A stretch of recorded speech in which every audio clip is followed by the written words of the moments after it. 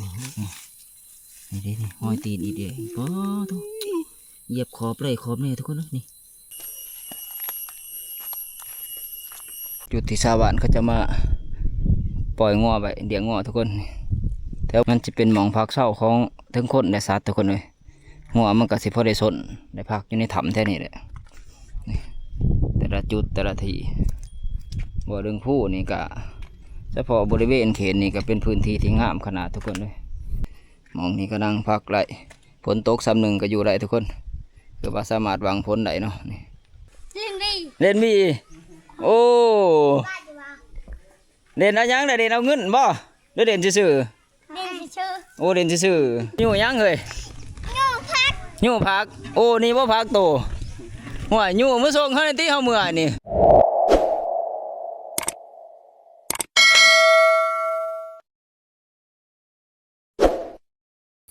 สวัสดีทุกคนสวัสดีตอนสวยๆเนาะคือมื้อนี้มาเฮาก็สิเดินทางกลับบ้านนะคือมาใส่ชีวิตอยู่ในป่าเนี่ยก็ประมาณ2 คืนทุกคนมื้อนี้เป็นมื้อที่3เนาะก็สิลงกลับบ้านแน่เพราะว่าพันใหญ่เพิ่นก็มีเบียกทั้งบ้านทุกคนเลยเฮามาใส่ชีวิตอยู่ป่านี่ก็2 เวลาสั้นๆเนาะแต่ว่าแนวอยู่แนวกินก็พอได้อยู่ได้กินอยู่ทุกคนแต่ว่าก็บ่ทันได้ว่ามานชัดใหญ่ที่ว่าสิได้กลับบ้านเนาะแต่ว่าเมื่อนี่เฮาก็มีโอกาสอยู่เพราะว่าสิยามกับรักมื้อเลยเด้กับรักพันใหญ่พุ่นแหละแถวจ่ายผู้อาเราทุกคนยามแล้วก็สิโค้งรัดเมื่อทั้งหลังผู้อาเราเบื้องนั้นเนาะคือตอนนี้ก็กำลังเก็บเครื่องเก็บของนะเก็บเครื่องเก็บของกาเกียมมื้อนี้ก็กาเกียมแล้วเด้มื้ออื่นขึ้นใหม่แล้วประกาศจักว่ามื้อ2 มื้อทีมงานเนาะขึ้นนี่เพิ่นก็สิขึ้นนำบ่จักให้หมอนบ่อยู่ดอกว่าแต่ไผอยู่นี่แล่นนำเลยได้นี่ติดได้เด้หมอการนี่เด้ของสิ่งเฮาก็ได้และเครื่องของสัมภาระเขาก็เอาเมื่อนำทุกคนป้าไว้อย่ามันหมูเนาะสิดาให้มันมาเถื่อเฮาหิวพอได้ปั่นน้ำทางนะนี่เขาสุกเพราะว่ามาหลายเติม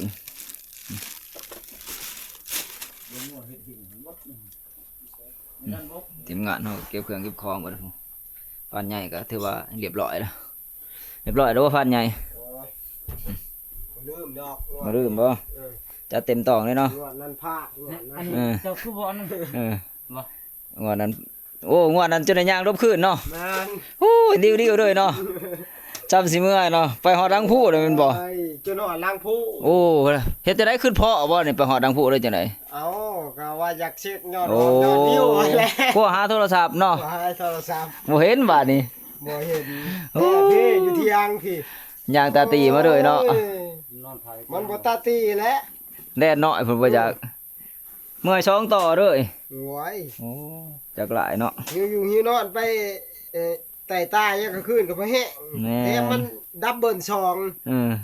โอ้ยตายขนาดข่อยยังนอนตากน้ำค้างจนเจ็บคอจนบาดขึ้น60 กิโลไปกลับโอ้จักหลายเนาะซ้ำสิย่าง60 กิโลก็ขี่รถไข่ได้เว้ย60ย่างนี่บ่อยากปานใดเด้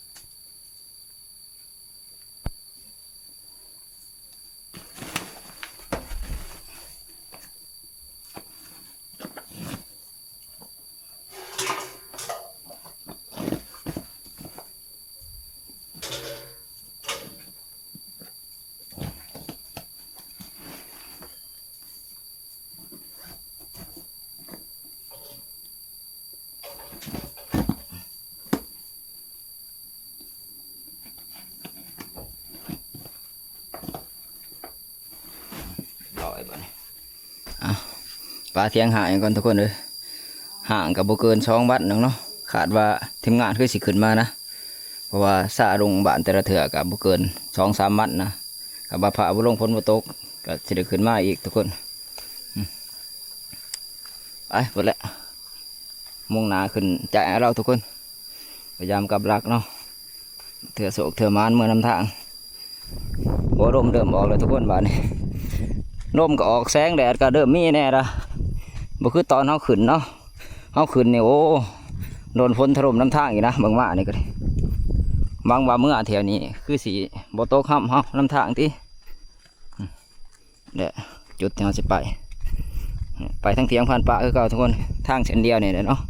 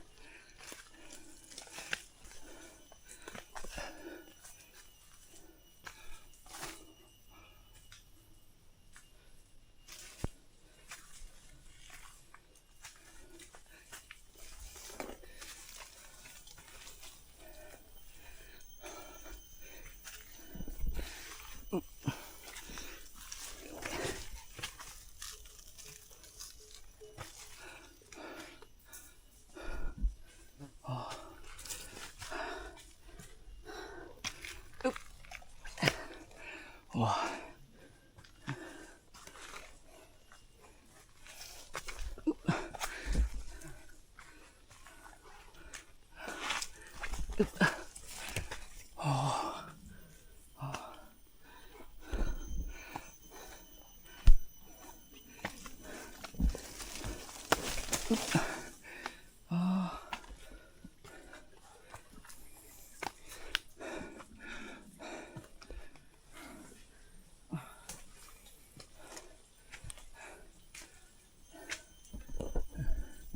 แค่หรอก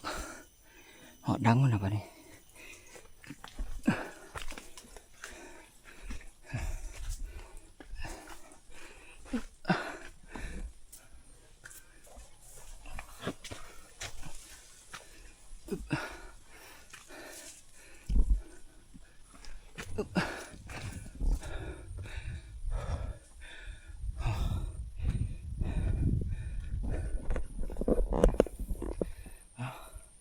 หอดดังเลยทุกคนเลยและสิโมงหนาไปคนนะเพราะว่ากับรักพันใหญ่เบื้องนั้นก็มีเนาะแล้วก็เบื้องนี้ก็มีอีกทุกคน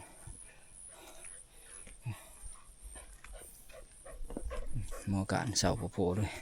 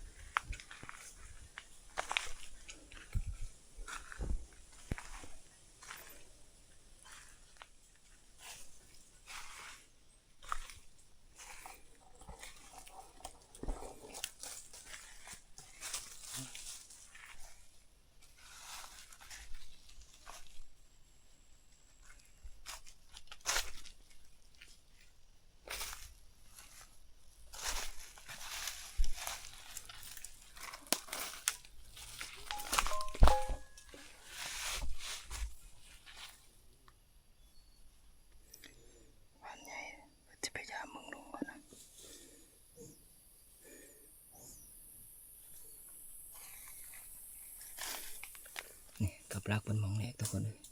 ทางเที่ยวพอดีเนาะหนวดมันปลาเขายังนั่งต่อไปทางหน้าทุกคน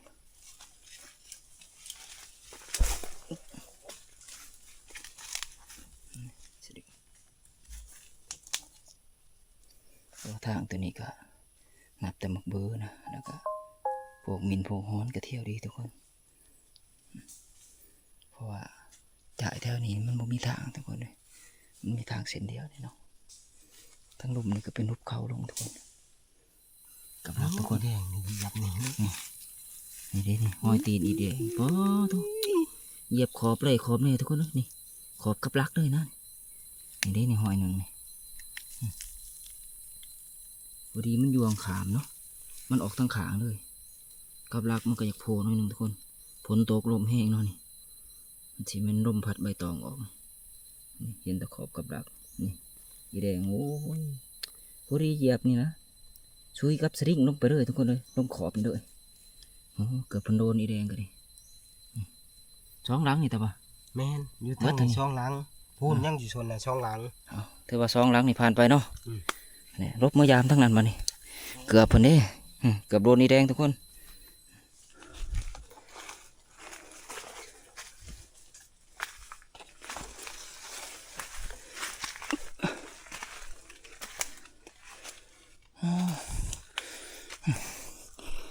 พอดเก่ามักเบอร์นอนทุกคนเลยจนแปลนหมดฝนตกฝนเขามาดีนี่ทำนี่แหละนี่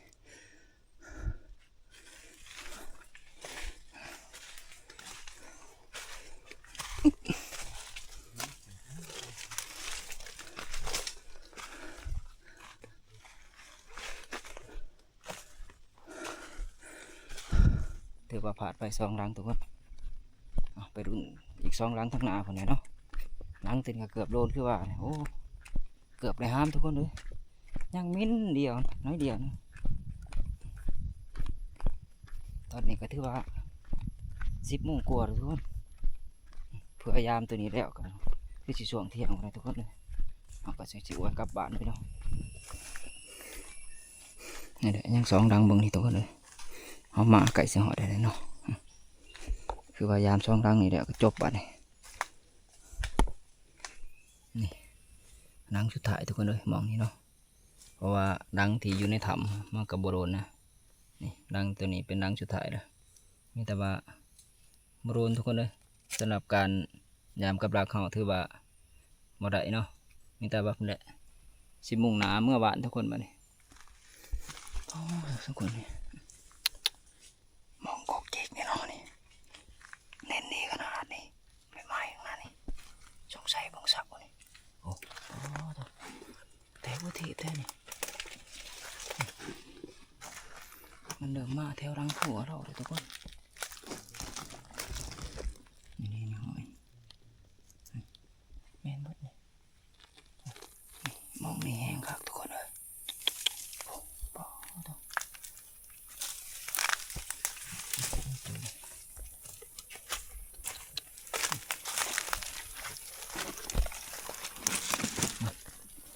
มองจำใจหาจุยกินใส่เดือนถอกใหญ่นะทุกคนเลยมึงหอย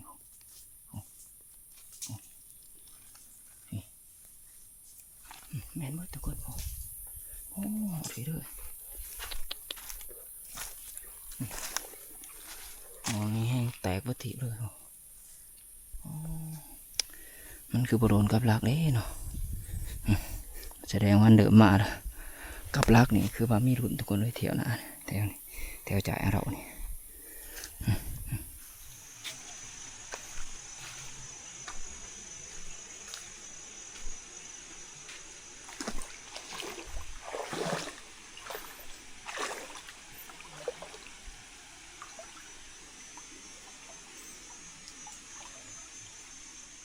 โอ้หมกกระเบาทุกคน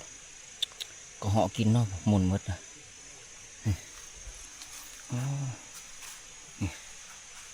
สาธิตด้วยมันกินน้ำทาง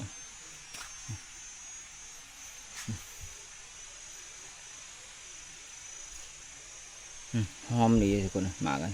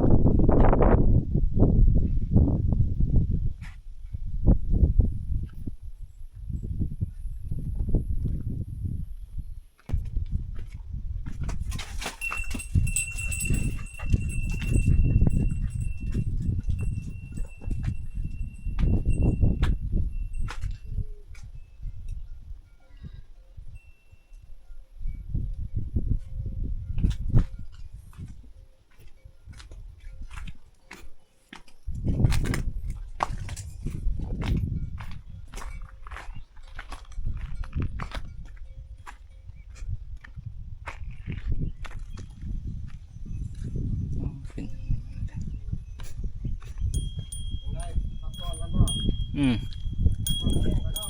อืม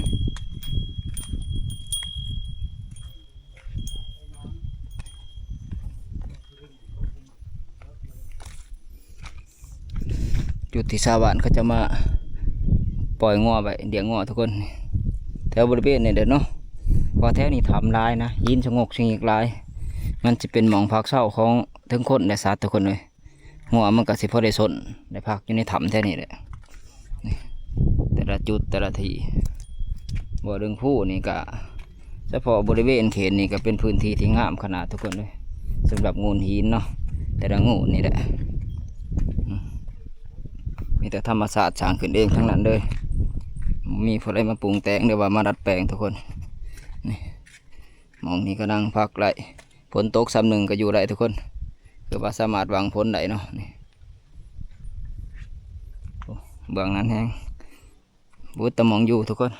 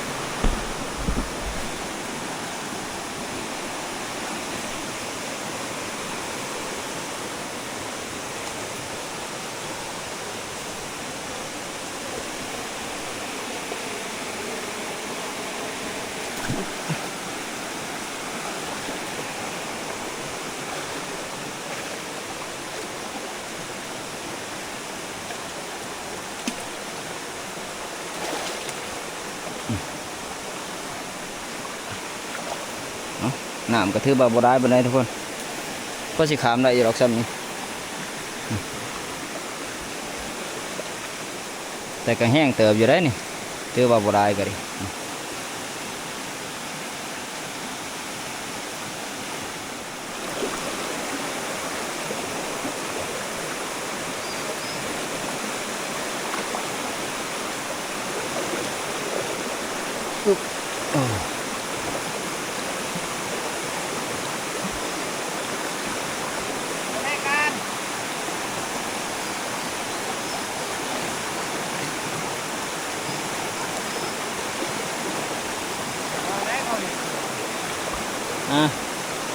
đừng quá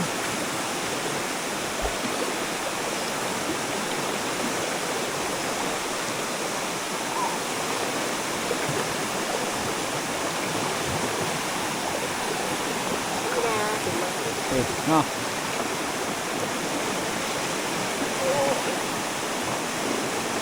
bay vô pha nè chết mó can chứa làm văn nè bà đi khảo phun ơi can khảo phun ơi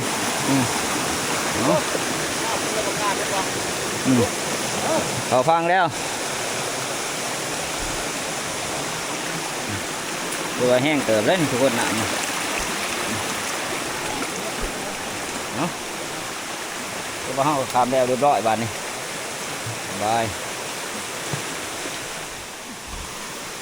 หมอการจะไปขึ้นใช้เลยบ่เห็นเลยช่วงใช้ผู้ไปขึ้นเบื้องนะถือว่าน้ำนะหังรอบนี้ก็ถือว่าบ่ได้เป็นไรทุกคนเลยพอดีเฮาขามได้เนาะแค่นี้ฝนบ่ตกนะน้ำก็คือว่ามันก็บ่หลายมันบกไปหลายเติมเลยทุกคนเพราะว่ามันบ่ได้ตกนี่คือว่าคืนนี้ก็บ่ได้ตกเนาะตกตอนแรกบ้านนี้น้อยเดียวนะถือว่าแห้งอยู่แต่มันตกบ่โดนทุกคนบ่คือตอนเฮาขาขึ้นมาแต่บาดนี่ขาบ่ได้มองนี่ทุกคนเลยน้ำมันหลายแห้งเนาะเฮา เขาจนได้เปลี่ยนเส้นทางนะไปขามเบิ่งเถิงทุกคนเลยมีแต่ว่าไปเนาะไต่ครัวขามครัวเนาะเบิ่งขาขึ้นมาเนี่ยหายห่วงแล้วบัดนี้มันเบิดหมองยากเลยเด้สำหรับการเดินทางก็คือว่าเนี่ยเนาะหมองเดียวนี่แหละก็ว่าเดินขามน้ำยากเลยคือว่าห้ามาฮอดนี่ก็ครึ่งทางเลยทุกคนคือว่าครึ่งทางขอนไปทางเมื่อบ้านนะเนาะนี่แหละมีแต่ยิ่งตรงใส่รังผู้ทุกคนเลย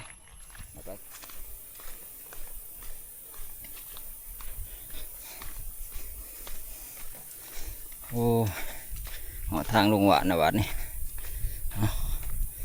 แค่นี้แล้วบัดนี้โอ้มาหอนี่ร่มดีขนาด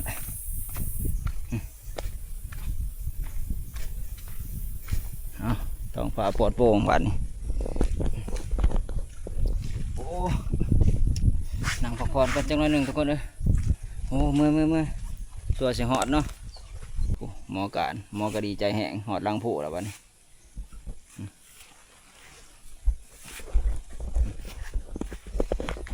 เอาเป็นบ้าสีนั่งอยู่นี่แหละทุกคนจัก10 นาทีเรือซาคนนี้เนาะจังสียางลงนะเพราะว่าเมื่อยแห้งทุกคนเลยเพื่อสิมาหอดนี่ก็ถือว่า3 โมงแรกนะพักผ่อนก่อนจะสิลงลุมไปเดินทางต่อทุกคนเลยค่ำนะเนาะ4 โมงกว่านะเผากับบ้านเขาอยู่ไกลเด้ผ่านแอร์ก็ลงเลยนะยังแต่ผ่านใหญ่เพิ่นสิลงลำหลัง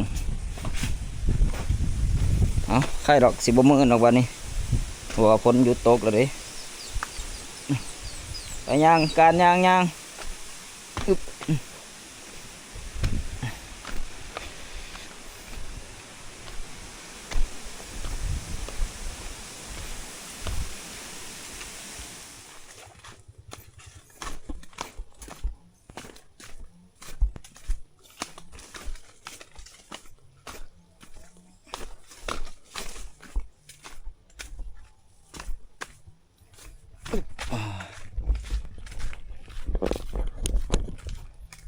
ถือว่าหอตีนโต๊ะระบาดทุกคนเลยย่างเขาสิย่างสะดวกเนี่ยเนาะเพื่อจะไปหอดเที่ยงพันใหญ่นี่ก็ถือว่าไกลเติมแล้วทุกคนเลย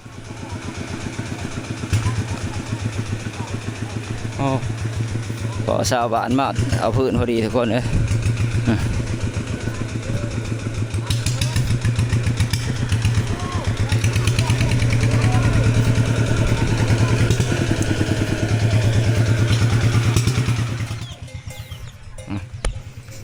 หอดหมู่บ้านคำเตยโอ้เป็ดไก่เขาเจ้าลายดีทุกคนเลย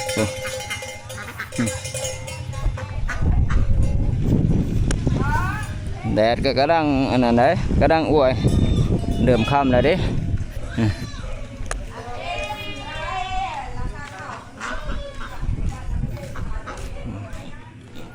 เด้มาถอกหน่อยนี่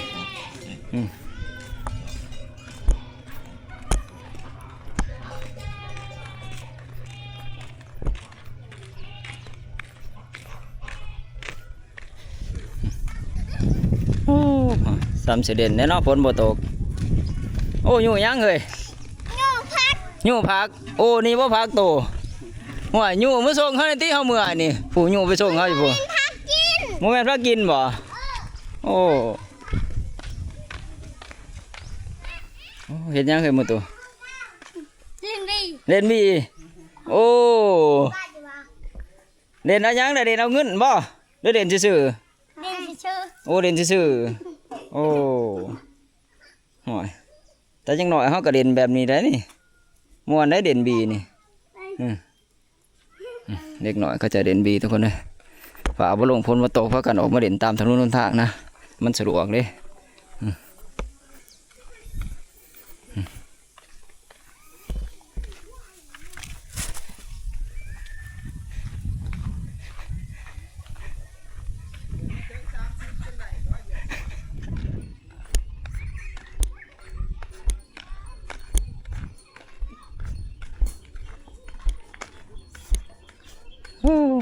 เห็นยังเลยไม่อู้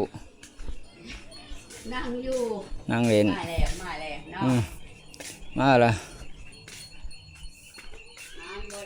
บ่เป็นไรแม่มองเฮือนพันใหญ่นี่ก็ลายอันนี้ทุกคนเลย แม่บ้านคำเตยเนาะ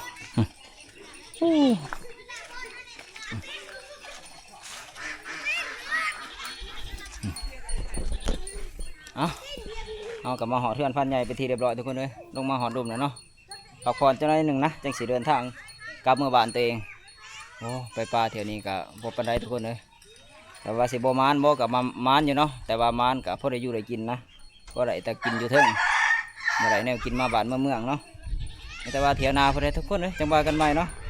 เฮาสิพักผ่อนประมาณจัก2-3 วันนะจังสิขึ้นใหม่ทุกคน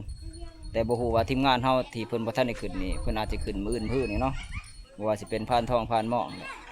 เถื่อคันเฮาแล้วเวียกหรือว่าหายพักผ่อนแน่แล้วก็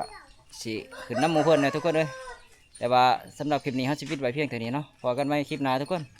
ก่อนอื่นมุดก็ขอขอบคุณขอบใจ FC เบิร์ดทุกคนเนาะที่เข้ามาติดตามนะครับชมคลิปของเราตัวตนทุกคน